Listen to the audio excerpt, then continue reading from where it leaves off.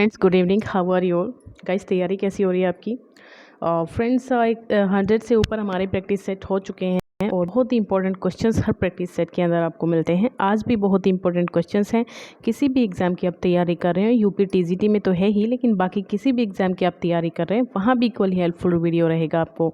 और वीडियो आपको ज़रूर देखना चाहिए और सब्सक्राइब कर लेना चाहिए चैनल को एकदम। अगर आप कर रहे हैं यूपी टीजीटी की तैयारी, DTPSB, LD ग्रेड या किसी भी एग्ज़ाम की आप यूपी से रिलेटेड तैयारी कर रहे हैं तो बिल्कुल ये फ़ायदेमंद वीडियो रहेगा आपको। और हर सेशन की तरह ये भी धमाकेदार सेशन है। और चलिए जुड़ जाइए मेरे साथ और देख लीजिए क्या है इसके अंदर। चलिए पहला क्वेश्चन ये रहा स्क्रीन पर। Wordsworth has expressed his views on transmigration if the soul in his poem. तो गाइज़ यहाँ पे बताना है आपको कि वर्ड्सवर्थ किस पोएम के अंदर ट्रांसमाइग्रेशन का जो है एक तरीके से व्यूज़ है उसको दिखाते हैं। द प्रिल्यूड है, और टू ड्यूटी है, एक्लेसिस्टिकल स्केचेस हैं, और on the intimations of immortality हैं। तो आप यहाँ पर कौन से आंसर पर रन करेंगे गाइज़? तो आई होप आपका आंसर होना चाहिए ऑप्शन डी, यानी कि ode on the intimations of immortality जो है उसमें ट्रांसमाइग्रेशन ऑफ सोल, ये ऑफ नहीं, इफ़ नहीं ऑफ होना चाहिए गाइज, है ना। तो of the soul in his poem. तो यहाँ डी ऑप्शन की बात हो रही है। वर्ड्सवर्थ जो है इसी में करते हैं। ये पोएम जो है पोएम्स इन 2 वॉल्यूम्स में पब्लिश हुई थी, जो कि 1807 में इनका आया था। तो 1807 में इनकी पोएम पब्लिश हुई थी। और कंप्लीट कब हुई थी? 1804 की बात करेंगे, ठीक है। चलिए इतना काफ़ी है इसके बारे में जानना। Who had written Peter Bell? Peter Bell किसने लिखी थी? तो यहाँ पीटर बेल की बात हो रही है। और Peter Bell I hope Wordsworth की होनी चाहिए, विलियम वर्ड्सवर्थ की ये पोएम होनी चाहिए। कब आई थी? तो पीटर बेल जो है आपकी गाइज 1819 में रिटर्न तो की गई थी ये 1798 के करीब, 1798 के करीब इसको जो है रिटर्न किया गया था। लेकिन अगर पब्लिकेशन की बात करें तो ये आपका 1819 माना जाता है इसका। 1819 इसका पब्लिकेशन ईयर माना जाता है, राइट। चलिए देन 2 अप्रैल मॉर्निंग्स द, यार क्या गड़बड़ हो रही है ये ना, ये केवल दी है, एन का तो कोई काम नहीं है यहाँ पे। द 2 अप्रैल मॉर्निंग्स होना चाहिए, 2 अप्रैल मॉर्निंग्स। तो ये जो पोएम है ये किसकी है? तो गाइज़ ये भी आप वर्ड्सवर्थ की ही बात कर रहे हैं। यहाँ पे सी ऑप्शन पे जाएंगे और इसमें जो है ये काफ़ी इम्पॉर्टेंट पोएम है। इसमें जो है एक सोरो दिखाया गया है, एक यंग गर्ल है, ठीक है, लॉट्स ऑफ पेन या बहुत ज़्यादा express the loss of a young girl, है ना। एक फादर है जो अपनी डॉटर को खो देता है, बहुत ही यंग एज में उसको खो देता है ना। और एक पर्सन है, कम से कम 30 साल, लिटिल डॉटर है, 30 ईयर्स एगो, 30 साल पहले वो उसको खो देता है। लेकिन उसको उसके बाद एक लड़की दिखाई देती है जो बिल्कुल उसकी बेटी की तरह लगती है। ओके, बिल्कुल उसकी बेटी की तरह लगती है। उसको देख के बहुत ज़्यादा प्यार देता है, उसको अपने सारे पेन्स, अपने जो सफरिंग्स हैं वो उसको बताता है कि क्या प्रॉब्लम्स हुई उसको उसके जाने के बाद। तो इस टाइप की बातें उनके बीच होती हैं। तो काफ़ी सारी चीज़ें शेयर होती हैं, लेकिन बाद में वो जो है मान लेता है इस बात को कि उसकी बेटी मर चुकी है। और वो चाहता है कि मतलब जो उसकी बेटी तो काफ़ी पहले मर चुकी है, ये चीज़ें उसको याद आ जाती है। तो इसी टाइप से ये पोएम है। Wordsworth lived for 50 years among the, तो कहाँ पर रहते हैं वो? कम से कम अपनी मृत्यु से 50 साल पहले तक का जो टाइम पीरियड उनका रहा है, तो उसमें वो कहाँ रहते हैं? तो यहाँ गाइस कुंबरलैंड डेल्समैन की बात करें थे। बहुत ज़्यादा जगह पे ये नहीं रहे हैं, तो काफ़ी सारा टाइम इन्होंने यहाँ पे बिताया है, ठीक है। चलिए, तो फ्रांस से लौटने के बाद और लिरिकल बैलेट्स इन्होंने पब्लिश कराया था। और उसके बाद जो है हॉक्सशेड स्कूल में जो है वो चले गए थे। और उसके बाद वो रिडल माउंट में रहे, तो कुंबरलैंड रिडल माउंट में वो रहे, ठीक है। चलिए, Yes, I must pass them a nobler life where I may find agonies, the strife of human hearts. Which characteristics of the poet's creation do you find in these lines? तो इन lines के अंदर कौन सी characteristic को आप find करते हैं? Yes, I must pass them a nobler life where I find agonies, the strife of human hearts. तो यहाँ इसका आंसर गाइज आपको मुझे देना है। आई होप आप इसका आंसर देने में जो है ज़्यादा समय नहीं लगाएंगे। और इसका मे बी इसका आंसर क्या होना चाहिए guys?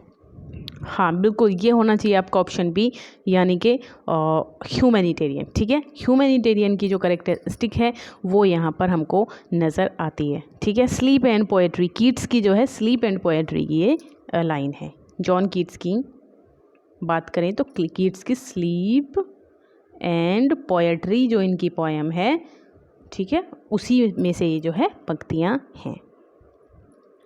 Which volume of poetry by Keats content a poem Hyperion. Hyperion नाम की जो इनकी पोएम थी, तो ये कौन से इनके वॉल्यूम में पब्लिश कराई गई थी? तो थर्ड वॉल्यूम की बात हो रही है गाइस, जो कि 1820 में आया था इनका। तो सॉरी 18 कह रही हूँ, 1920 में आया था इनका ये थर्ड वॉल्यूम। सॉरी 17 ही तो होगा, 18 ही तो होगा, ये आपका थर्ड हो जाएगा। और बात हो रही है 1820 की, ठीक है। इसमें जो है इनका थर्ड वॉल्यूम पब्लिश हुआ था जब ये पीसा में मतलब नहीं पीसा से इनका पीसा से तो इनका कोई कनेक्शन नहीं है। मैं अभी जो पीवी शैली पे पहुंच गई थी, थोड़ा इनको पढ़ाते समय ना पीवी शैली पे आदमी का ध्यान पहुंच जाता है थोड़ा सा। चलिए कोई नहीं है, थर्ड वॉल्यूम की बात हो रही है यहाँ पे, जो कि इनका 1820 में आया था। चलिए क्या है आगे, हाँ, Keats was a victim of rap on the knuckles this idiom denotes. तो यहाँ कीट्स की बात हो रही है, वो किस प्रकार से रिलेट कर रहे हैं रैप ऑन द नकल से, और इसका मतलब क्या है यहाँ पे? एप्रिसिएशन है, सपोर्ट है, सिवर क्रिटिसिज्म है, या फिर लाउड अप्रूवल है? किस चीज़ से वो जो है, किस चीज़ के वो विक्टिम रहे? तो गाइस वो काफ़ी सिवर क्रिटिसिज्म, उनका काफ़ी क्रिटिसिज्म उनका हुआ है ना, बहुत ज़्यादा क्रिटिसाइज़ उनको किया गया। उनके जो स्टार्टिंग के वर्क्स थे उनको बहुत ज़्यादा क्रिटिसाइज़ किया गया, और इसीलिए इसको जो है आप यहाँ पे सिवर क्रिटिसिज्म लगा सकते हैं। Who composed the our sweetest songs are those that tell of saddest thought. तो ये बात किसने कही है? Our sweetest songs are those that tell us saddest thought. तो ये यहाँ पे बताना है। आई थिंक इसका आंसर बहुत ईजी है गाइज, वाकई में बहुत इजी है। तो यहाँ पीबी शैली की बात हो रही है, और ओड टू स्काईलार्क, ठीक है, ओड टू स्काईलार्क की बात हो रही है ना, ओड टू स्काईलार्क की बात हो रही है यहाँ पे, और उसी की ये लाइन है गाइस, बिल्कुल डेफिनेटली ओड टू स्काईलार्क की लाइन है ये पीबी शैली की, ठीक है, जो कि कब आई थी? 1819 में आई थी, 1819 में, आई होप, है ना। 1819 नहीं लग रहा लेकिन मुझे गाइस, 1819 ही है क्या इसका? Skylark, ode to skylark, है ना। ओके, कहीं पर कंफ्यूजन हो जाता है इनकी डेट्स में गाइस। चलिए है, आप देख लीजिए अगर है तो, ठीक है। चलिए, what according to Shelley is intellectual beauty. Intellectual beauty क्या है शैली के according? The human mind dreaming है, रीजन पुशिंग अवे इमोशंस है, the human mind at work है, the human mind solving political problems है। तो यहाँ जो होगा वो आपका बी ऑप्शन होगा, यानी कि रीजन पुशिंग अवे इमोशंस। इसी को आप लोग जो है कहेंगे इंटेलेक्चुअल ब्यूटी, यानी कि रीजन, REASON, रीज़न होना चाहिए, ठीक है। कोई नहीं लिखा, जो भी आप मेरे शब्दों पे जाइए। To me that cup has been dealt in another measure, who composed the line. ये लाइन किसने कंपोज की है? To me that cup has been dealt in another measure. तो किस पर आप लोग जाएंगे ये देख लीजिए गाइस। तो आई होप ये जो है आपका ये क्वेश्चन आपका बनता है टू मी, ठीक है। जॉन कीट्स की है, शेक्सपियर की है, पीबी शैली की है, या फिर पीबी शैली की है? पीबी शैली की है आई थिंक, होनी चाहिए, है ना।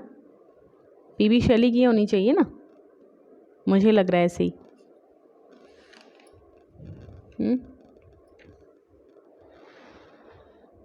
चलिए, हाँ पीबी शैली की होनी चाहिए आई थिंक गाइज। और ये आपका स्टेंजा होना चाहिए डिजेक्शन नियर नेपल्स में से, है ना।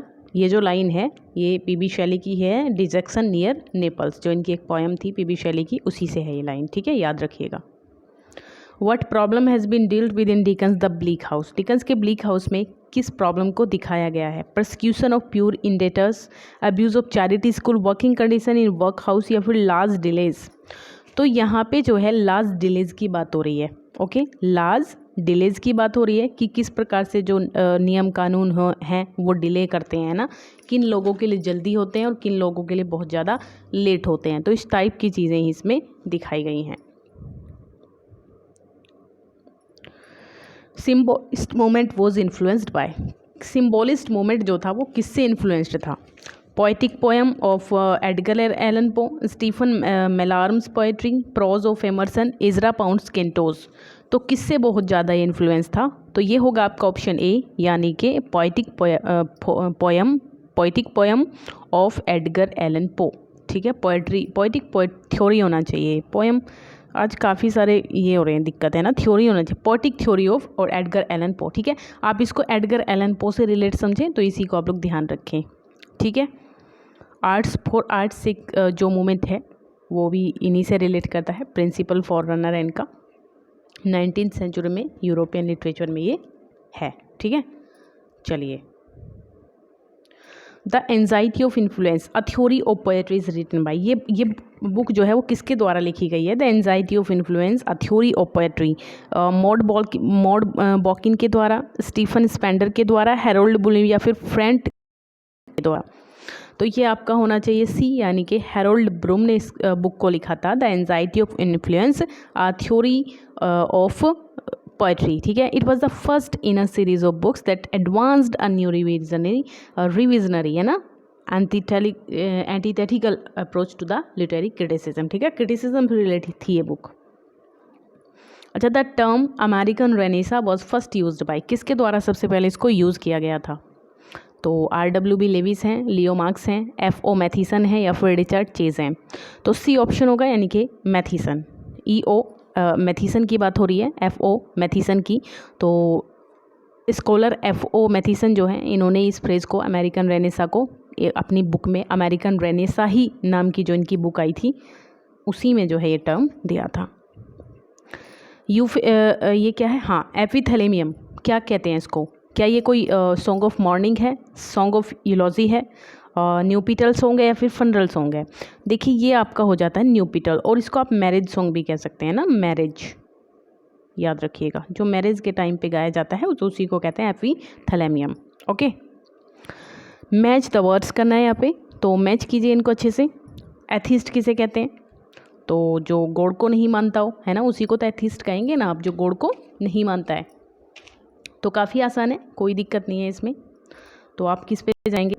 ये हो जाएगा डिसबिलीवर इन गॉड, यानी कि आप यहाँ पे, एक सेकंड, हाँ, आप यहाँ पे जा सकते हैं, इस वाले पे।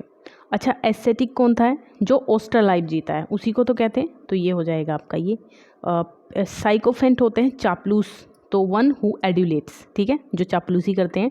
और पेडेंट हो जाएगा आपका one who is ostentatious about the learning. ठीक है, पेडेंट हो जाएगा, आसान था। चलिए, आपको apostate is a person, apostate जो होता है वो किस प्रकार का व्यक्ति होता है? Who leads an austere life, who has changed his faith, who has mankind. और ये सारे क्वेश्चन गाइज बहुत बार आ चुके हैं एग्जाम्स में कहीं ना कहीं, तो ये बताना है आपको, हु हेट्स मैनकाइंड या फिर who does not believe in God, तो कौन सा होगा इसमें से? तो ये आपका होना चाहिए क्या? ये आपका होना चाहिएगा इस बी ऑप्शन, यानी कि who has changed his faith, जिसने अपना धर्म बदल दिया हो या फिर फेथ बदल दिया हो, उसी को कहते हैं एपोस्टेट। ठीक है, एस्थेटिक होता है जो ऑस्टर लाइफ जीता उसको तो एस्थेटिक कहते हैं हम लोग। और जो हु हेट्स, जो मैनकाइंड को हेट करता है उसको मिसएंथ्रोपिस्ट कहते हैं। और जो गॉड को में ही बिलीव नहीं करता है उसको एथिस्ट कहते हैं। ठीक है,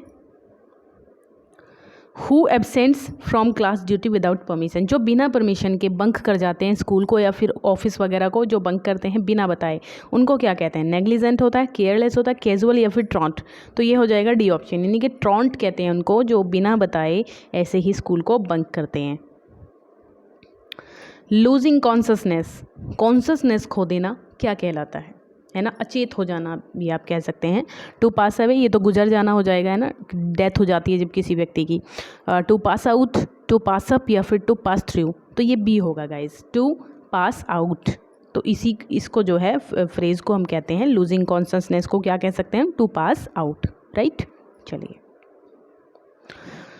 20 क्वेश्चन है। लाइक शेयर नहीं किया अब तक तो प्लीज़ कर दीजिए, आप करते नहीं हैं बिना कहे तो, और एक लाइक शेयर बनता है गाइस, और शेयर करेंगे आप तो चैनल बूस्ट करेगा, वीडियो बूस्ट करेगी, और मुझे भी बहुत अच्छा लगेगा, और मेहनत और ज़्यादा आपके लिए करती रहूँगी, क्योंकि थोड़ा बहुत मुझे भी तो चाहिए ना, क्या कहते हैं उसको, मोटिवेशन भी तो चाहिए ना थोड़ा सा, तो वो मिलेगा तो और अच्छा काम होगा आपके लिए। ठीक है, अच्छा, ड्रॉप इन का मतलब बताइए। विदड्रॉ होता है, डिसअपीयर, पे अ शॉर्ट अनअनाउंस्ड विजिट या फिर एंटर इनटू एन एग्रीमेंट। देखिए, अगर बिना बताए कि कोई व्यक्ति, ड्रॉप इन मतलब टपक पड़ना, तो बिना मतलब कोई टपक गया व्यक्ति आपके पास, तो उसको कहते हैं हम लोग पे अ शॉर्ट अनअनाउंस्ड विजिट, है ना, बिना बताए टपक जाना।